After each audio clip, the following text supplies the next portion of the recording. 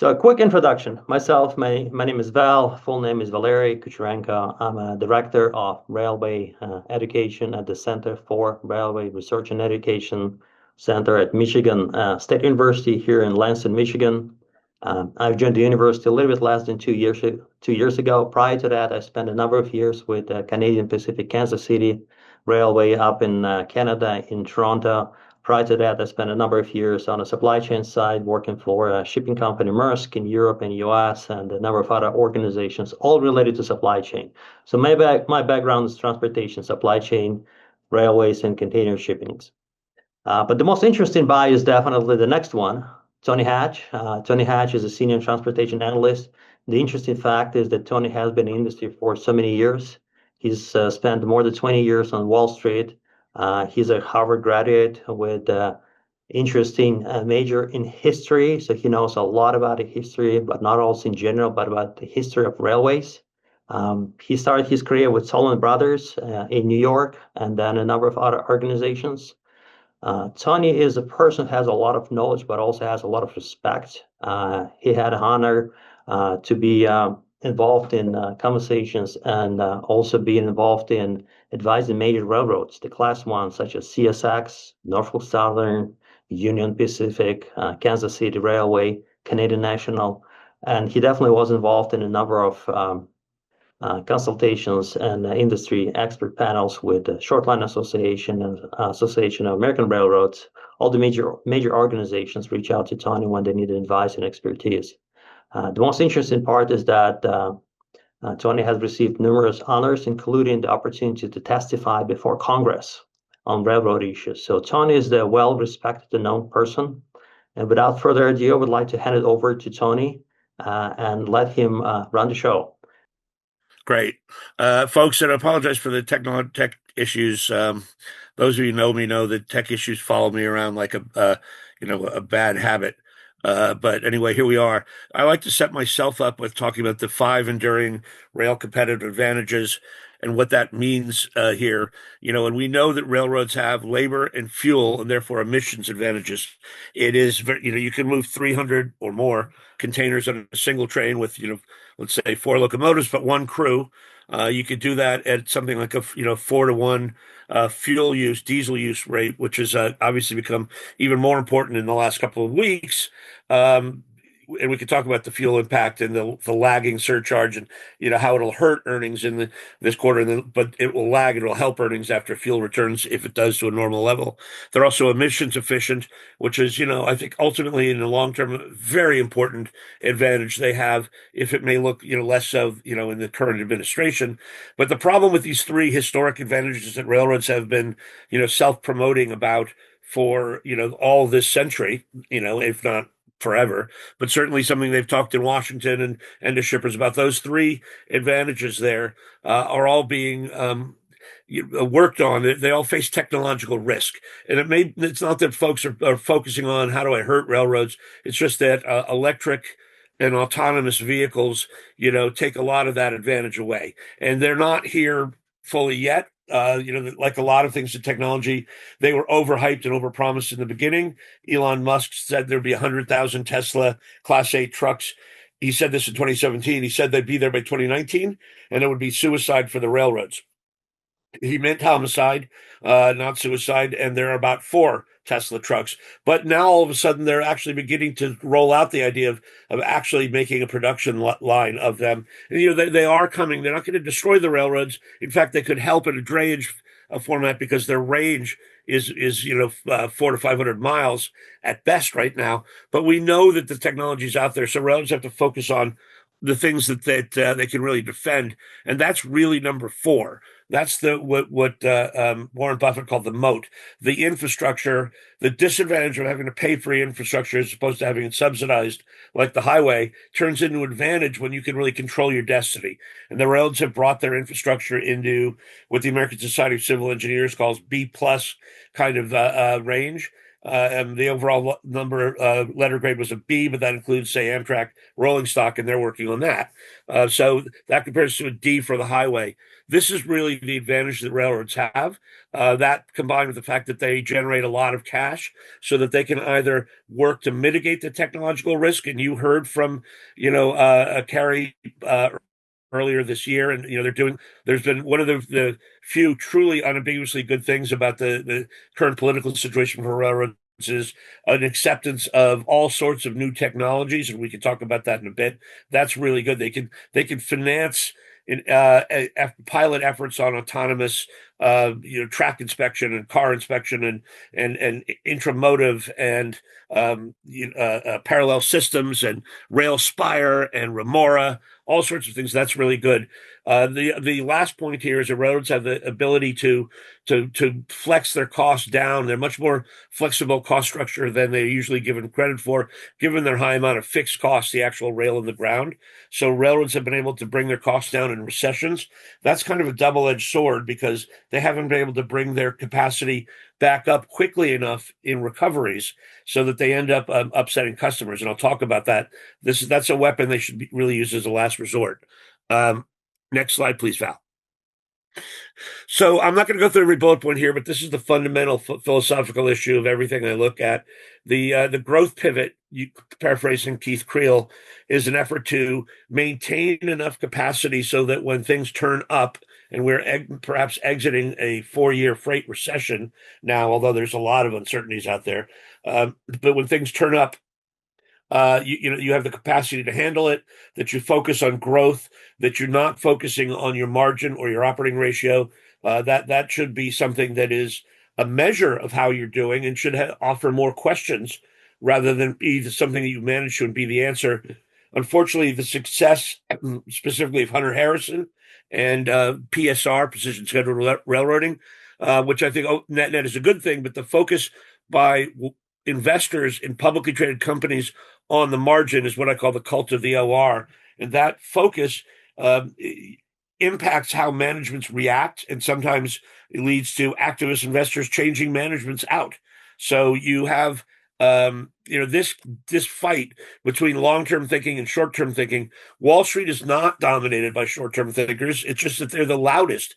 They have the impression of dominating everything because they're the ones out there that are that are clamoring for change. The activists are the super shortest, and we hear about proxy fights. We just had one most recently at Norfolk Southern, but just about every railroad has gone through a version of this.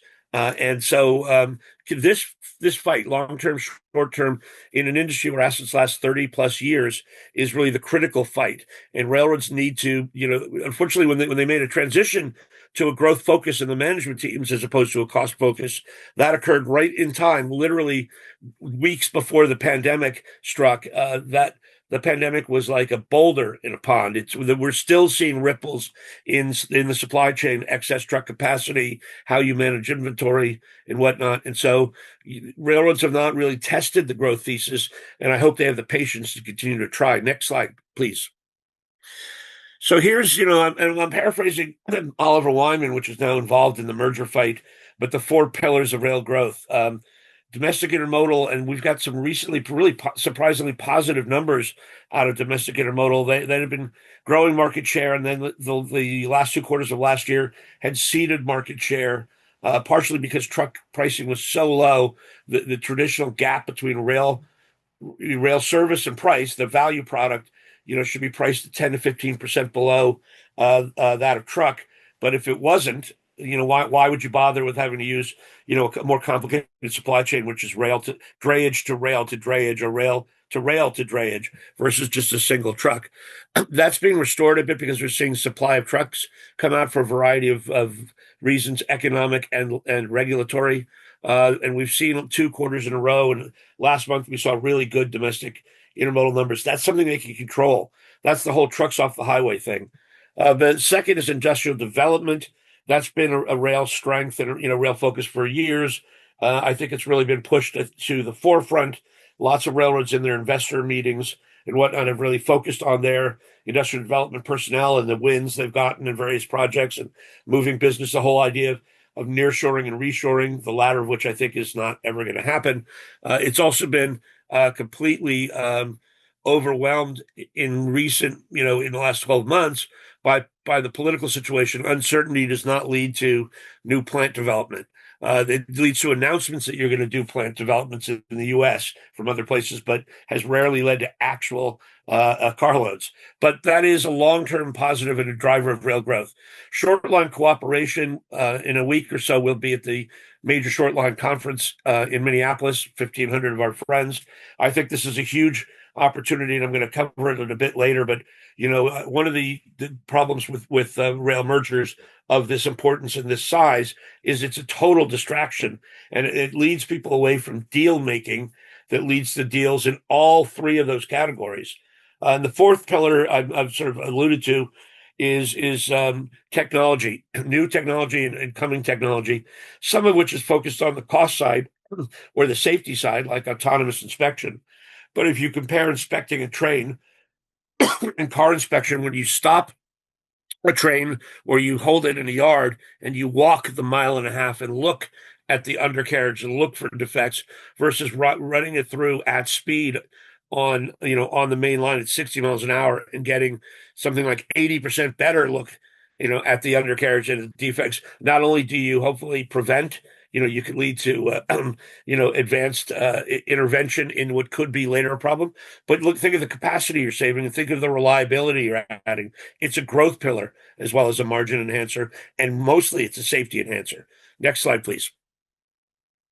All right, I was away, so this slide here is when I had to hand the slides in. What happened, and I'm very thankful to Jim Venn and whatnot for delaying their application until the end of this month, so I didn't have to deal with it from London. The major thing that happened, and I'll address it when we talk about the big elephant in the room, is CN is entered the ring punching hard with real claims that the data being used by UP is inadequate and wrong-headed. And that's been interesting. And the other issue, and I'll get to it when I talk about short lines, is Norfolk Southern signing a deal in Kansas City with Jaguar. And I think that's something that UP had done in Kansas City with Jaguar. So it's a sign of real cooperation there. But it's also maybe a sign that cooperation can work as well as merging. And it's a sign that railroads need to proceed with better shortline cooperation. Let the short lines do what they do best, which is certainly first and last mile. And in fact, that deal that Norfolk Southern did was led by my good friend Stefan Loeb, who is the first industry vice president of first and last mile.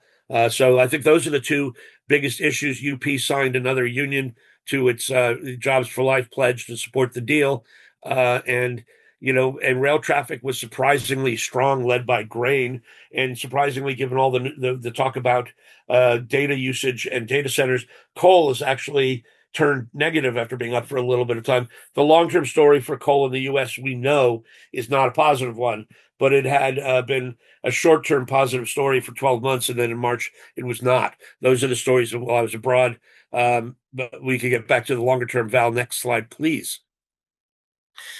So the winter events, the other events, one was the reciprocal switching deal that the STB announced that applies to everybody, which is different from any kind of reciprocal switching deal that may apply to the merger parties that they may offer or get imposed upon them. It is very modest. Shippers, carload shippers in particular, have been looking for some form of reciprocal switching.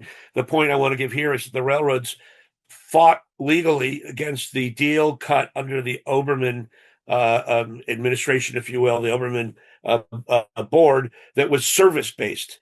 And they fought and won in the federal courts and had that overturned so that the SCB came out with this. They began working on it. This is a very modest and case-by-case effort but it is mileage-based, and mileage-based means price-based. And I think at some point we could see a day where the railroads regret their short-term thinking in fighting what was actually a deal. Everybody wants better service. The railroads, if your shippers out there, may not be giving it to you. Right now, rail service is as good as it's ever been, but it is better service is also lower cost. That puts everybody pushing on the same side of the wheel. Price-based or mileage-based reciprocal switching is a different deal, and that's a competitive friction. The other issue is where earnings. One of the big issues we'll see. I guess we'll go to the next slide. I think I discuss it. As we leave winter, the big issues are the merger. We're expecting a new application at the end of the month. UP has missed a bunch of deadlines here. They've all been self-imposed, and in the fullness of time won't matter. But we know that the first merger application was rejected. They promised a quick turnaround. Now it's a slower turnaround, and now, in fact, they're facing challenges on their data. The financial results in the fourth quarter and in the coming first quarter will all essentially meet expectations. There'll be a fuel impact. Fuel prices spiked in the middle of the quarter, and you remember there's a lag in surcharges. But the railroads all did pretty well. But despite doing pretty well, considering that's not very exciting.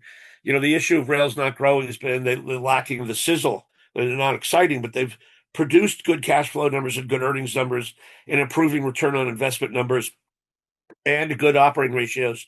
But they all pulled their horns in for looking at this coming year, 2026, saying that given the freight recession, excess truck capacity, given USMCA questions, given the overall economic situation driven by tariffs, among other things, their guidance is very muted for the year, and they cut capital expenditures between 5 and 15% in the big carriers, and that gets me nervous. Railroads have been good, as I mentioned before, at withdrawing costs. They've been pretty poor at bringing some capacity back on.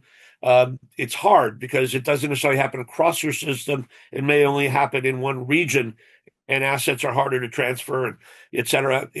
So I worry about that a little bit. But railroads have all cut capex and whatnot. We still, the political situation has been not resolved one bit since I last talked. And again, the one and biggest good thing we've heard a lot over the so far this year, including you all at Michigan State, and we will likely hear more. Val, I don't know if you advertised at your big conference in May that I'm coming to, and we'll be speaking at. That's going to be terrific. So we'll hear more about that. Next slide. So one interesting point to think about when you look at the merger is the unbelievable importance of the Canadian National. Not only is it one of the 6 big carriers, but there is an ex-CN, ex-Hunter Harrison, PSR devotee at every single carrier in a leadership position, whether it's the chief operating officers of both Eastern Railroads, the chief executive officer of the Union Pacific, obviously at the 2 Canadian railroads, but even the chief advisor, I'm not sure what Ed Harris's title is, to Katie Farmer at BNSF. The CN diaspora, they are literally everywhere.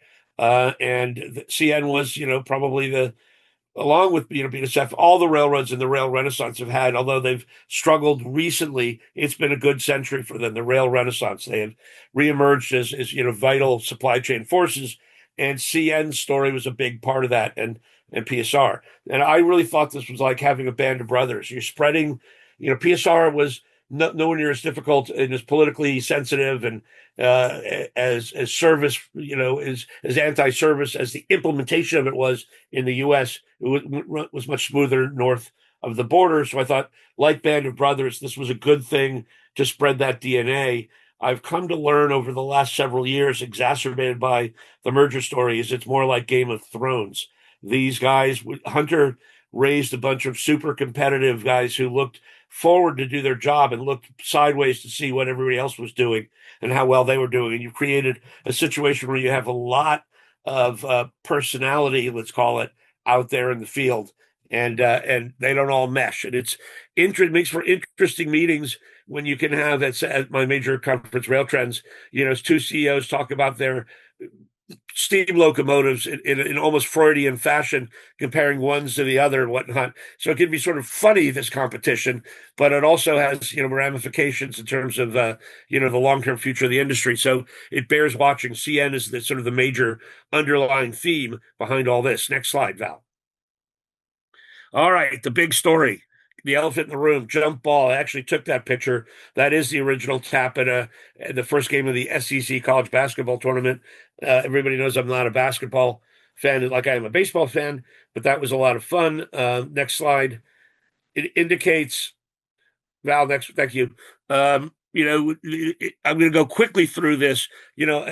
Some analysts, Wall Street supports this deal, and many say it's 80% going to approve it on. And I think it's more like a jump ball. And I'm not against the merger, nor am I for the merger. You cannot analyze a company like this potential NewCo without understanding its revenues or its costs, and we have no idea. So the idea of saying, that this is unambiguously a good thing or bad thing is really difficult from an analyst point of view, and yet all of my peers have had no problem doing it. The key issues here are the old rules versus the new rules. What is public interest? That's clearly trucks off the highway.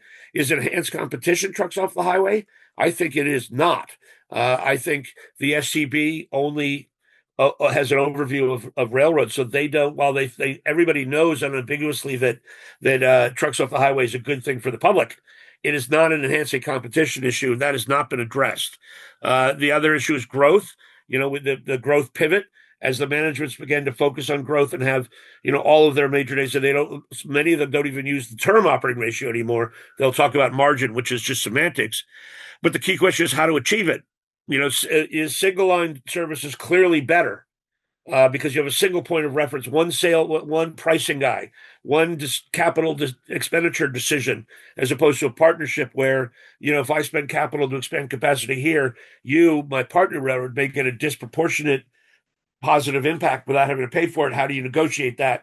You have UP created the Falcon as a competitor to the CPKC deal, along with Ferromex and Canadian National. Interesting, it's UP that created this, but that's three partners. That can lead to, what if priorities change? If there's a shortage of locomotives, will CN prioritize its own business in Canada, not address those locomotives in the partnership? Those are all legitimate concerns. However, I believe that partnerships are done well. They can work extremely well. And I would say one of the great examples, unfortunately, in this was BNSF and NS. I think they had a tremendous partnership, but that issue is going to be is here: intimidation and repercussions, retaliation. Will shippers speak out? I think one of the reasons UP has tried to show that this deal is inevitable is to convince Wall Street, and they have won. They've won that battle to convince Wall Street, but also to convince shippers, even big, powerful companies, to say things like, or to think on the order of, this deal is going to happen. Why should I waste my political capital on it? I'm Dow Chemical, or I'm General Motors, or I'm, Continental Grain. I have other issues in Washington. Why don't I, I'm not going to speak out. I'll let the trade association speak out. I really wish this merger wouldn't take place. I'm not saying this is true. I'm positing it. UP's goal is to make it seem inevitable, to tamp down opposition. This is a runaway train. Get on it or get out of the way. I mentioned it's a distraction. UP announced two major short line deals, the Kansas City one I mentioned, and Eugene, Oregon, with Genesee and Wyoming. I thought those were revolutionary. They promised Chuck Baker at the Short Line Association that those deals would not stop, that only the C-level officers were going to deal with the merger, and the rest were going to do business as usual. That has proven to not be the case. Those deals stopped, although NS just signed one.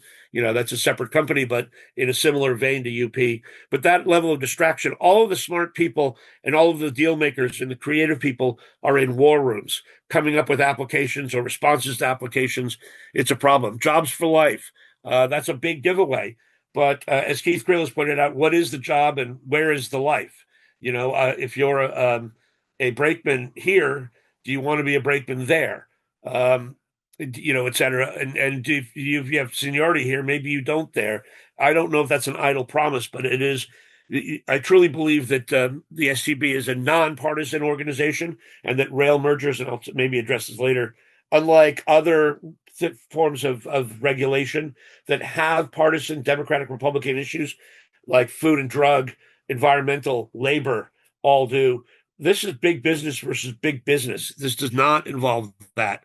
So, I really believe it's a separate issue.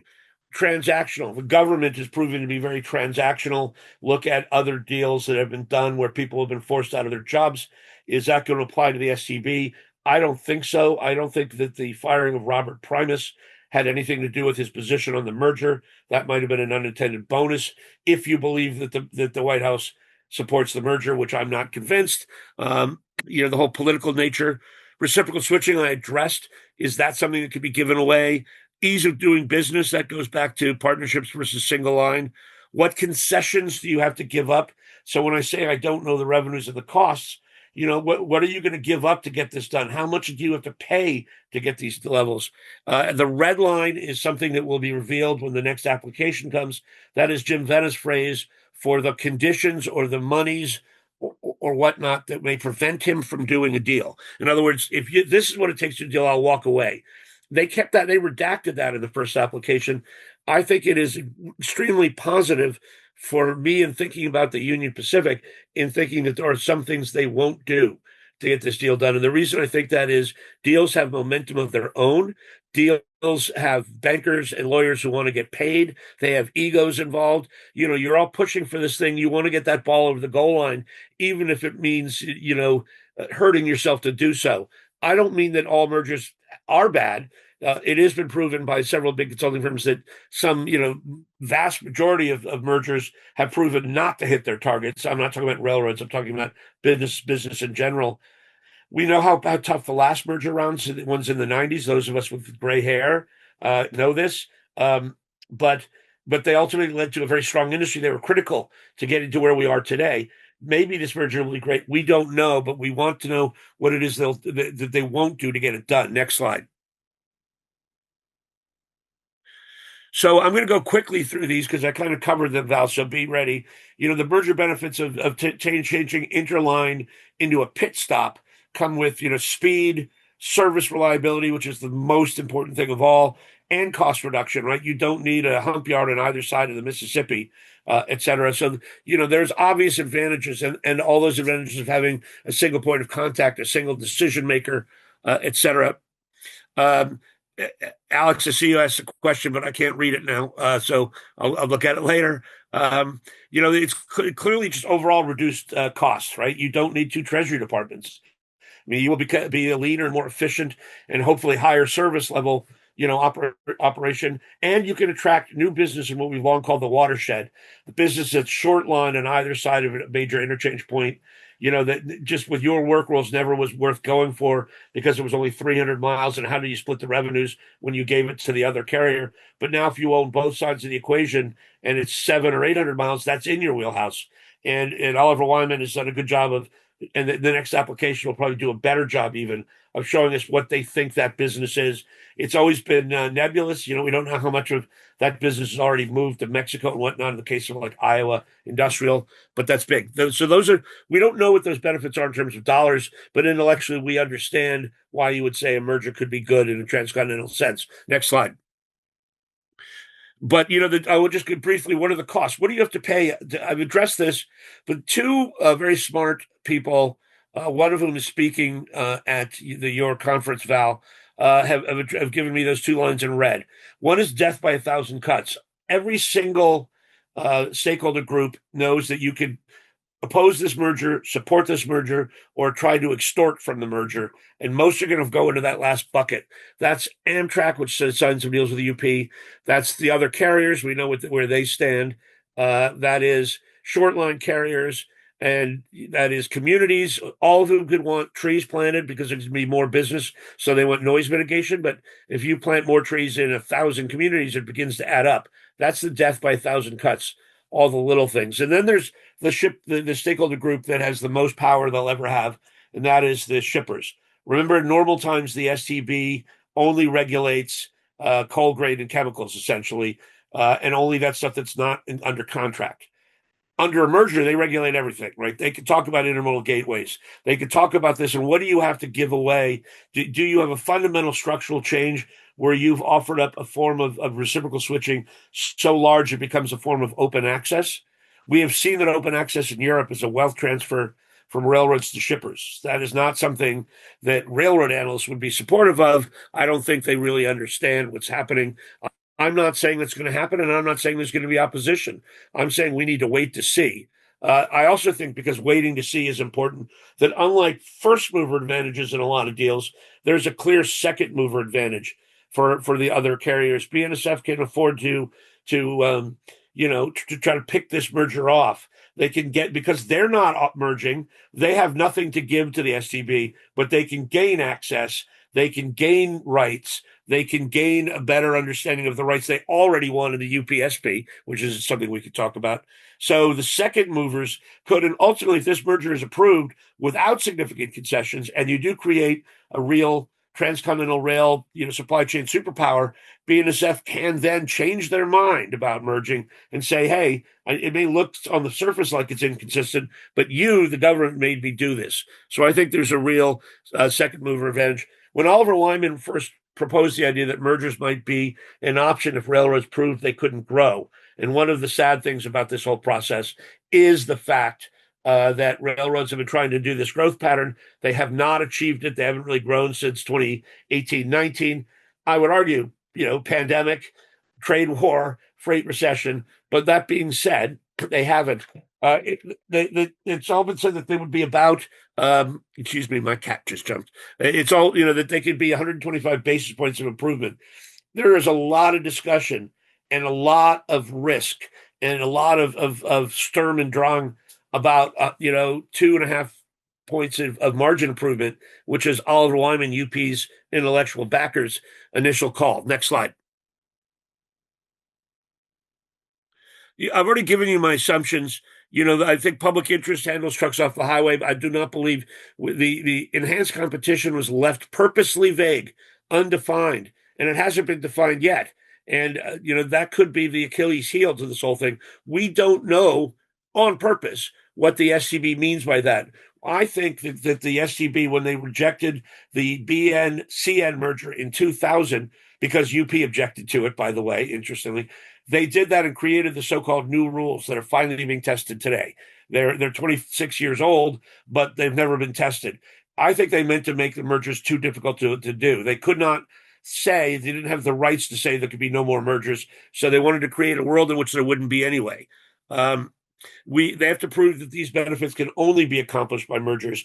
The CSX BNSF alliance is not a response to the merger. It was worked on well before anybody knew about it. But I think that if you can get to 80% of the benefits, clearly a single line ownership has all sorts of benefits I've talked about. But if you create and codify a partnership where, for example, you could co-invest, so you take away one real friction area, and you get to 80% of the benefits, you're almost as on time, you're almost as responsive, and all of those things. Is that close enough to say that you can achieve this without a merger, that you don't need to take all that risk? The STB has not defined that either. I've told you I believe that they're nonpartisan, I know them well. They're smart, and they are dedicated, and they're data-driven, and they have interjected into this, that in the discovery case when I was away, that they want to see lots and lots of data, that nothing is going to be hidden from them. They may end up approving or disapproving this merger. We'll see what the merger actually is when they put the application out there. But they're not going to be swayed by a transactional White House. And then my last point is, why would the White House want to do this? This is not taking the side of a big coal company versus people who don't want them to dig in a national park, let's say. This is a fight between Dow Chemical and Union Pacific, in essence. I'm not saying the chemical industry will come out against this, although the American Chemistry Council has. I'm saying that if you have a friction between these big shippers, global agribusiness, global retail, the big three autos, petrochemical companies, if you have that friction, why would you want to get involved? They all give money to the Republican Party. There's this merger. It doesn't make America great if everybody who uses the merger, who are big American companies, don't think it makes them great. So to me, I would do what the embattled Secretary of Commerce said at the very beginning of this story. We have professionals, we'll let them do their job. It'll be great to be there at the ribbon cutting of the first transcontinental railroad if that happens. Remember, I'm at jump ball. But you don't need to get involved in to trample this railroad thing over the objections of ExxonMobil, a company much, much larger than the entire railroad industry. It doesn't make any sense. And while I could argue that I don't know what sense means at 1600 Pennsylvania Avenue, here's a side like, why get there? Your two friends are swinging knives at each other. You may want to break it up, but you certainly don't take one side over the other. Next slide. So the application drops. Next slide. Rejected. We know that. Next slide, we rejected. It's supposed to come at the end of the month. That's where we are. There is waiting for the application, and it's going to have a lot more data. It's going to have the red lines that I called it. And then we'll begin to see, as we get to public meetings and eventually hearings, what do the shippers think? Then the ball is in their court. The other railroads will try to guide the shippers. And I could see a world coming out of this where we have two major railroads in North America. The Canadians will be greatly impacted by this, but in a non USMCA 51st state kind of world, this is not the time for them. Especially given that, remember, Canadians love their railroads. Americans like trains, but think that railroad managers all have wax mustaches and are tying damsels to the tracks. So, given all that, we could have two. We could have a world in which there are what's the number now? Four. One transcon, two north, one western, one eastern, and two Canadians. I can see that world. I think there's a non-zero chance that the other railroads decide, we can compete very well with this now regulatory encumbered railroad. And we can see where we return to having six railroads and everybody goes back. One worry I would have in that world is what happens to the eastern railroads, particularly Norfolk Southern. Their management team knows that about 13% are going to be offered jobs, and those jobs mean moving from Atlanta to Omaha. With apologies to the Nebraskans out there, there's no Major League Baseball in Omaha, so maybe not everybody goes. So, they know that their life is being uprooted. And so the morale at NS cannot be good. And so if this drags on, and that's the other thing, this is not a fast process. If you keep hearing about expedited whatnot out of Omaha, don't believe it. This will stay within their statutory guidelines because that Patrick Fuchs is committed to that. But there's a lot of data. They're going to do the best job they can. This is not expedited. So I don't know where I'm standing on that. Meanwhile, there's still a lot of stuff out there. Trade wars. USMCA is due in July. I just was on a panel with J.J. Rouet, my good friend, the former CN leader, who thinks we will get an acceptable USMCA this summer, but that it'll include tariffs. It will never get as good as we had it in terms of supply chain interconnectivity between the three countries, which is such a great railroad market opportunity and worth the $30 billion bet that CPKC took. I don't know that he's right. Canada is more pessimistic, but after all, when you're constantly being belittled by your former best friend and having your prime minister called governor and whatnot, it's hard not to think when you go there, you think that, they're all looking at what are we going to do without the U.S. and how do we trade more with the rest of the world? And there is great opportunities. Frankly, they have an internal tariff because their federal government is weak. They don't have the Interstate Commerce Act protections. Their internal tariff is in the high single digits. That's a tariff of trade between, say, British Columbia and Alberta. So that they have things themselves they could do. This is a tough world. Land bridge is not a solution. That's Canada to Mexico, excluding the U.S. I don't see how that would pass muster in this White House. But I'll go on. Next slide. The real world is still a problem, and yet we can't think of this. Short lines. Yeah, I've covered this. I'll go quickly. I wanted to spend last summer writing a big report, a white paper on short lines. I'm still going to get to it. I look forward to being in Minneapolis with all the short line people. The most entrepreneurial, some of the brightest minds in the business come out of this. There's nobody I like to listen to more than Michael Miller of Genesee and Wyoming, whose talks are always challenging in a good way. That railroads aren't quick enough, that they're bringing technology after a long, long government-imposed pause, but not fast enough. And the deals they're cutting, and it was UP's deals to turn over first and last mile in Eugene, Kansas City, now followed by a similar deal by their possible partner, Norfolk Southern. I think there's a real sign that interconnectivity between class ones and short lines is the next big jump off phase and would be the third golden age. I think it's all on hold, that last deal notwithstanding, and we'll have to see what happens. If this deal gets done and gets implemented, I think we'll see an explosion of short line deals. I don't necessarily, but it could include some sales, but alliances and partnerships and whatnot in 3 years or 4 years. If the deal doesn't get done, that explosion happens sooner. Next slide. Truck rates. Next slide is just showing you. Look, we're in a freight recession. Mexico's moment. The Economist magazine, which I read on the flight back from London, had a big takedown of the Mexican government under the Morena party. Certainly, their president is a lot more rational than the previous one in terms of business. But the Mexican economy, despite being greatly helped by NAFTA, has had a CAGR, growth rate of 2%, and it didn't hit that last year. And so, there's all sorts of problems. Gangs may take up the most headlines, but really, the fact they have a gray economy and whatnot has been an issue. Mexico's problems have historically been south of the border in terms of railroad progress. They've moved to north of the border right now. The opportunity to really to grow this business. The fastest growing segment in the last 10 years has been cross border intermodal. On the other hand, trucks have gained, not lost share in that period. So that if you are an eternal optimist, as I am, that the glass is half full, then you think, what a great opportunity they open that second bridge over Laredo as the other railroads really develop Eagle Pass. And now that we've really removed immigration, people climbing on trains is a major issue. Faramex is really seemingly is achieving a digital revolution. I mean, there's all sorts of great opportunities. To borrow a line from Brazil, it's the economy of the future, and it always will be. I think that may be overly harsh. If we could get some stability to the USMCA, this will return to a much higher profile slide on my deck. I will be at AMTI, which is the Mexican version of Intermodal Expo. It's in May in Cabo San Lucas, and don't worry, you guys don't have to go. I'll cover it for you. Happy to do that. But I spend a lot of time in Mexico or thinking about Mexico from a rail perspective. Next slide. And I know I gotta go.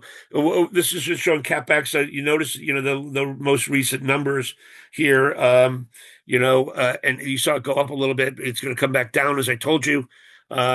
But if you look at the maintenance expense, and I said maintain and build that infrastructure, that's why the railroads got that B plus rating. And so when you talked about profits over people in discussion of the accident in East Palestine, that was just a load of horse patooey. Next slide. Val, next, yeah. Industry continues to get safer. I'm going to go really quickly, Val, now, so it can get to Q&A. This is an Oliver Wyman slide. I work really closely with them when they're not working really closely with the Union Pacific. Next slide. Another Yeah, that's okay. We could go again. Just another look at at all the progress. When you spend money on your system, you run more reliably. It's a marketing tool, but you run safer. Safety is a really good proxy for the industry. The safety numbers have gotten better all the time and seem to stabilize, and now they're getting better again around the time of East Palestine. But that was an unfortunate and unusual accident, and not really at all a sign that railroads were unsafe. Next slide. The return on invested capital and the weighted average cost of capital. This slide comes from the STB, so it means it's always slow. Not to think anything bad about my friends at the board, but it also is U.S. only, and that's not how shippers or investors look at the industry. But to point out here is, if you look at Staggers Act year 1980, if you invested $1 in the industry, you got back 92 cents. That's a terrible investment. What you saw, if you can really look at the trend line here, is rapid improvement in there until you got to around the turn of the century, when you begin to see stabilization at negative numbers. You're getting negative investment returns. That's the last mergers. You began to break into the black, and for the life of me, I don't know why breaking into the black is painted yellow when the bad news is black. But in this century, if you included the Canadians, you would get return on invested capital, in the $1.11 range, and they peaked at $1.17. UP produced $1.16. 16% ROIC means that you're getting back 16 cents for your dollar. That's the kind of investment that is competitive that you need to make. And next slide. And I'm coming to the end here. If you get that kind of a return on investment, you're really willing to spend more money because you like that return, and you'll make a harder system, a better system, a safer system, a more reliable system, which leads to more growth. If you cut it, and this year's cuts I think are an anomaly, but obviously I'll watch it. You also could see a negative spiral in your returns. You don't have as much capacity. You're not as reliable. You're not as safe. People tend to not give you more business. Your returns get even worse, so you spend even less. This was the case in the 1970s and for a few decades prior due to overregulation. And I hope I'm not saying we're returning to it, but it's something. It's like the old case of A Few Good Men. Somebody's got to be on that wall and watching that wall. Next slide. This is just a look at the rail market share to show you that that there's a lot. This is ton miles, If you look at it by revenues, it's 10%. There's opportunity. Next slide, Val. So that's it for me. I was the North American Association of Rail Shippers Person of the Year in 2019. 2020 was COVID, so I'm the only 2-year belt holder, and you could look it up. And it was really the highlight of my career to be, as an analyst dealing with the investor stakeholder group, to be so awarded by the shipper stakeholder group. And next and last slide, and I'll take questions. My conference, Rail Trends, November 1920. Come, new location in New York, not as crowded. Sold out the last 2 years. Not a good thing. It's great if you're a rock band. Terrible if you're a rail analyst. We're hopeful that we have the capacity now to have everybody who wants to come. Tracy Robinson of the CN called it the Woodstock of railroading. That's probably an even higher award that I've gotten. Val, I'm done. I hope it was acceptable to you, and I look forward to seeing you and many of you on the call in Michigan in next month. Yeah. Thank you very much. Thank you very much, Tony. I've been actually carefully listening and taking some notes here. Latest and the greatest is always from you. Before we jump into the Q&A session, a quick update on the conference that was mentioned by Tony. I wanted to highlight that this conference is coming up in May 11th to 13th. It will take place at MSU facility in Troy, Michigan. May 11th, 12th, and 13th. Tony is one of the speakers who will be at the conference, and he'll be one of the opening speakers during the reception, as well as one of the panelists on day 2. So you will hear way more from Tony and the CEOs that we invited to speak at the conference. So make sure you take a note of this one and put it on your schedule, because this is an inaugural conference that is taking place this year for the first time. And we've got a number of speakers that are quite unique to the railway industry that we managed to invite.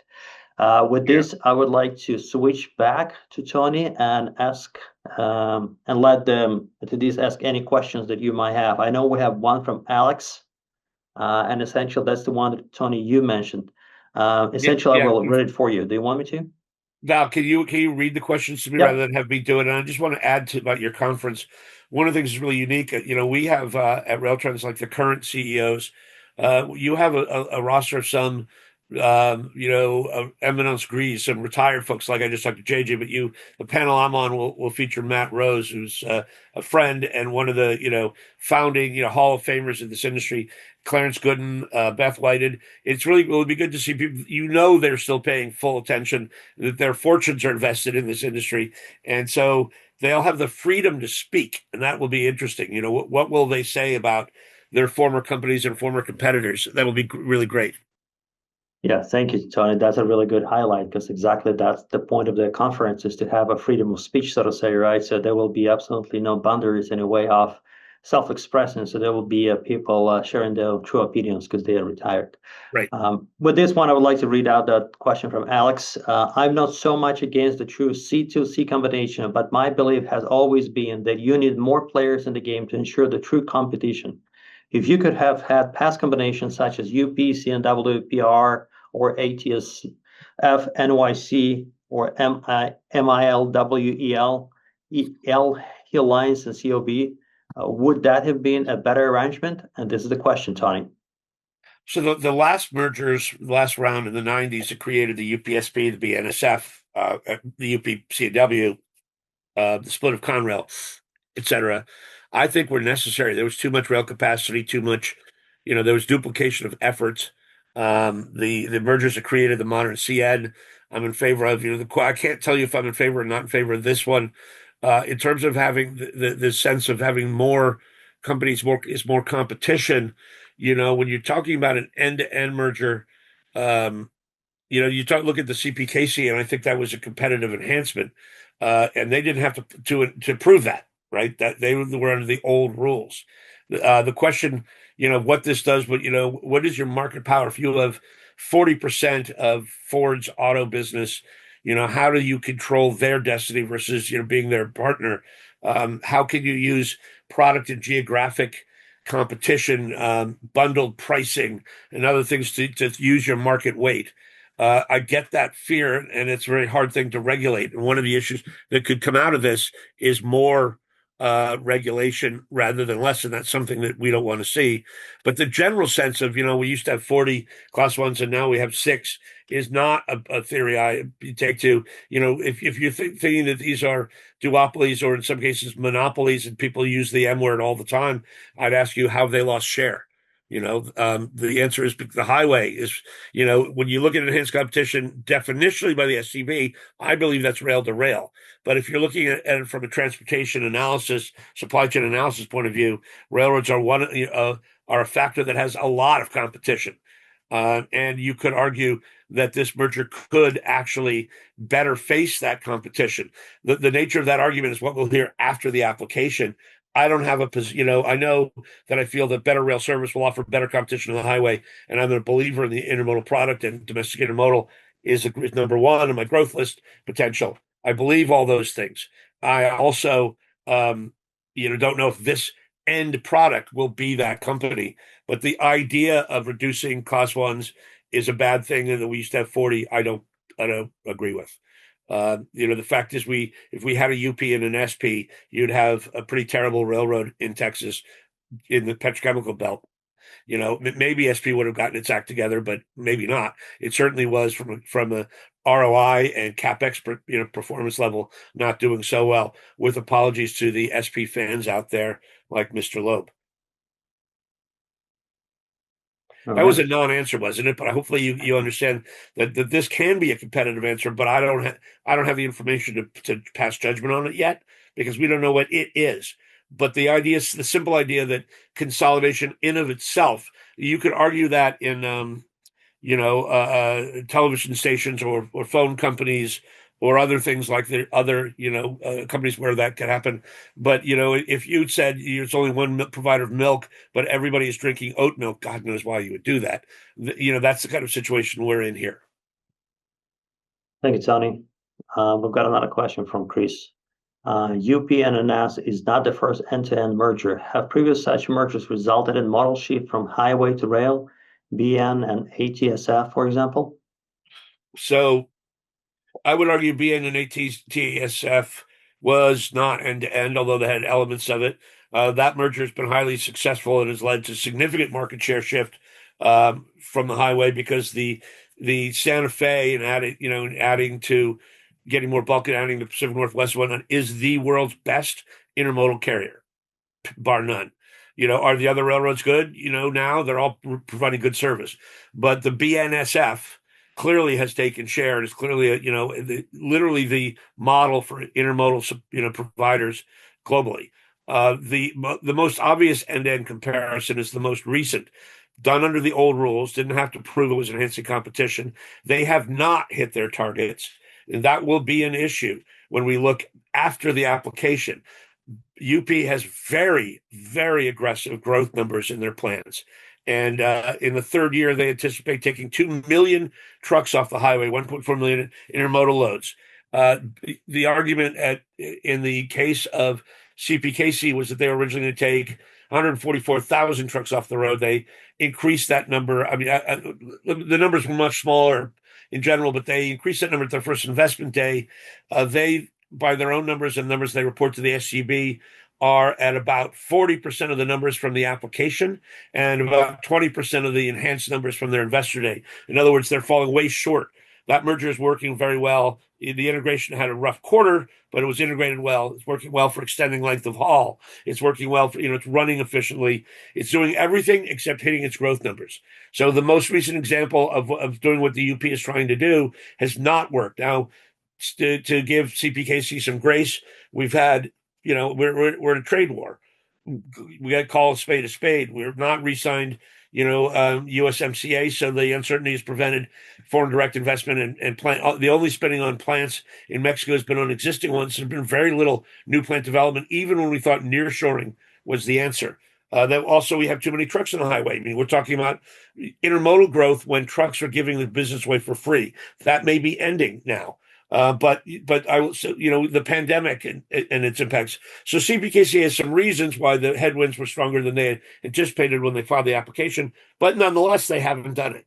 So to say that UP is going to take 2 million trucks off the road by year 3, when they're going to spend a year and a half at least in just implementation, and it takes multiple bid cycles for shippers to give you more business, to trust you, given the trust failures that we've seen in the past.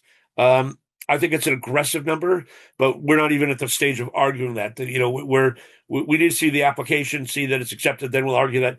But I think the question is, essentially, are the growth numbers that are justifying this merger achievable? And if so, by when? And the answer is, I think they're probably achievable. I'm optimistic about rail growth. I don't know if they're achievable in 3 years. Would be my outright sort of guesstimate until I see what the actual numbers are. The benefits of this merger were roughly 80% cost savings in the mergers of the 90s and 20% revenue gains, and they did not hit any of their targets from when they would achieve that. They would achieve it in year one. No, it was year four. The benefits of the CPKC were anticipated to be 80% revenue, 20% costs. They have come close to achieving that, but not through volume growth, through all the other means. The benefits of this merger, as laid out in the first application, are roughly 2/3 revenue. So it's less revenue driven than the CPKC, but much more than UPSP. Thank you, Tony. I know we are running against the clock. We've got 2 more questions if you have time. Other than that, we can take them offline. I do have time, and I also urge you to either through Val on the slide deck. You have my email. It's probably the best way. I'll be going to the Northeastern Association of Rail Shippers NEARS meeting tomorrow, and I'll be at Short Lines next week. But I always answer emails, so if we don't get your questions, please feel free. Happy to dialogue. Val, what are the 2? Yep. Okay. I got him here. And we've got 2 more questions. And again, I know we are over the time. So the first question is, can you expand on the short line features you mentioned? Can you say that again, Val? Can you expand on the short line features you mentioned? I don't really know which part that I mentioned to expand on, so maybe ask me offline, whoever did it. But I'm talking about first and last mile cooperation, where short lines can offer 7+ switching, right? 7 days a week, plus you have my phone number, Bill. If you've got some big issue at your plant, you got to get a product out, I could call a crew. That doesn't happen when you're dealing with a major company. That phone may go to they echo in space. So, class ones are saying we'll do 5 days a week, and they're hitting 4, and that's pretty good. Short lines can solve that's the first and last mile cooperation, and we'll see short lines also have grown consistently their carload numbers better than class ones. So they're local, they're entrepreneurial, it's worth it for them to work on the onesies and twosies, where it's not that Union Pacific or any big railroad are bad people. They just have people whose account is Ford, not the Ford dealer, to be simplistic. Thank you, Tony. And the last question, how are the short lines addressing dwell time that originates inside customer facilities? Well, that's a tough question, and I don't know the answer. One of the things about short lines is there's 600 of them, and each of them, let's say, has 50 customers. So there's a lot of different answers to that question. It is clear that rail service issues are not entirely rail's fault or under their control. And during the pandemic and the recovery period, when the volume spiked, when everybody was buying a Peloton, a lot of the issues were rail labor issues, because they furloughed people, and instead of 80% coming back, 30% came back. And so they had all sorts of issues, but they also weren't getting, the chassis back from they would sit in the yard of the shipper. I mean, the shippers also had labor issues, and that, while the shippers were complaining about the railroads, and the railroads do publish statistics that showed that their velocity and their, trip plan compliance were rapidly declining. It often was because they didn't get the assets back, right? And so how do you change it? I don't know the answer to that. I think that's a great question, and I'm going to steal it and start asking that question next week in Minneapolis, so get back to me, because it's a great question. One answer might be that they are entrepreneurial local, and they could say, "Hey, Bill, I gave you that extra shift, but I need my boxcar." Whereas a class one won't know necessarily how to do that. Again, not knowing the local people, not living in that town, etc. So, yeah, that's a good point, Tony. And thank you very much for highlighting this one. That's what I learned about the short line versus in a class one railroad. Short lines actually go to the same church and Yeah, schools, and their kids go to the same school, so they actually have a different level of sort of cooperation and understanding. That's what I learned when I quit CPKC and learned how the short lines operate. It's not as agreed. bad or good, it's just a different sort of level of cooperation. Agreed. Well, thank you very much. I know we're over time, Tony. I really appreciate your time. Thank you for your insights, and thank you for taking all those questions. I look forward to your presentation in May at the conference. And with this, I would like to thank you very much and wish everyone a good Tuesday and have a good week. Thank you, everybody. Thank you.